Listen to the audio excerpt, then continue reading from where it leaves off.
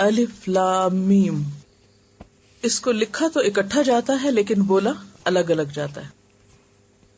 الگ الگ ہونے کی وجہ سے اس کو حروف مقطعات کہا جاتا ہے. مقطع کا لفظ قطع سے ہے. قطع کس کو کہتے ہیں؟ کاٹنا، یعنی کاٹ کاٹ کر الگ الگ کر کے پڑھنا. الف لام میم حروف سے آغاز ہو رہا ہے. الگ الگ حرف پڑھے گئے اور کھینچ کے پڑھے گئے. کیوں ایسے؟ کیوں اس کو علم کیوں نہیں پڑھ لیا گیا؟ کیا وجہ ہو سکتی؟ اور بظاہر دیکھا جائے تو کوئی میننگ بھی نہیں ہے، بتایا ہی نہیں گیا کوئی مطلب. کئی لوگوں نے اس کے کئی اندازے کیے. الف سے مراد اللہ، لام سے مراد جبریل، میم سے مراد محمد. اللہ تعالیٰ نے جبریل کے ذریعے محمد صلی اللہ علیہ وسلم پر کتاب نازل کی. اس طرح کی بہت سی چیزیں لوگوں نے کی. لیکن سچی بات ہے کوئی بھی حتمی چیز نہیں، کیونکہ نبی صلی اللہ علیہ وسلم نے خود اس کی وضاحت نہیں کی اس طرح. تو ایسی وضاحتوں سے بچنا چاہیے کہ جس کا سورس اصل وہاں سے نہ آئے، اوریجنل سورس سے نہ پتہ چلے. اس طرح باتیں بڑھانے سے اس نے یہ فرمایا، اس نے یہ کہا، یہ سب علماء کے اقوال ہیں جن کے اوپر وحی نہیں آتی.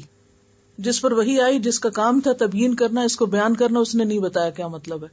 تو پھر قرآن تو اتنی میننگ فل کتاب ہے، اس میں ایسی چیز کیوں آ گئی؟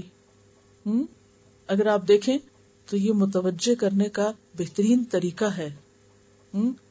اور اگرچہ مطلب نہیں بتایا، پھر بھی الف پڑھنے کی 10 نیکیاں، لام پڑھنے کی 10، میم پڑھنے کی 10.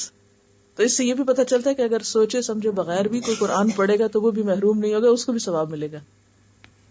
کیونکہ آپ کو الف لام میم کا مطلب ہی نہیں پتا.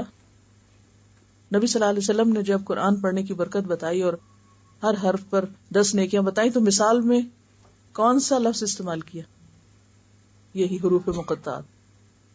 الف لام میم. میں یہ نہیں کہتا کہ یہ ایک حرف ہے، بلکہ الف الگ حرف ہے، لام الگ ہے، میم الگ ہے، تو ہر ایک پر 10 یعنی اتنی بابرکت کتاب ہے یہ، اتنی فائدہ مند.